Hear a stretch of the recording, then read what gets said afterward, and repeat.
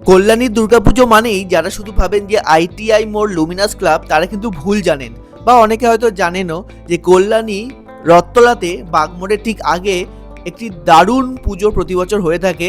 আর সেইখানে এই বছরের আকর্ষণ হচ্ছে আমেরিকার স্বামীনারায়ণ মন্দির।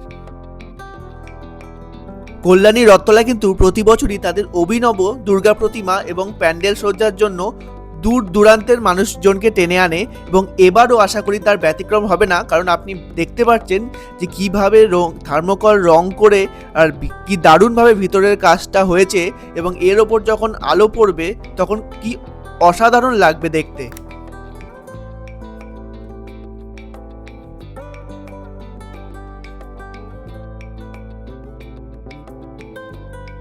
এবার আমি একটু অ্যাড্রেসটা বলে দিই কিভাবে আসবেন এই কল্যাণী রথতলাতে।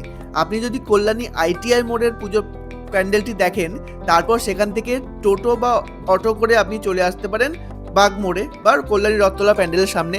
আর আপনি যদি কাঁচরাপাড়া থেকে আসেন, তাহলে কাঁচরাপাড়া স্টেশনে নেমে বাস বা অন্য কোনো ট্রান্সপোর্ট ধরে আপনি বাগমোড়ে নেমে সেখান থেকে হেঁটেই এই রথতলার প্যান্ডেলটি দেখে নিতে পারেন।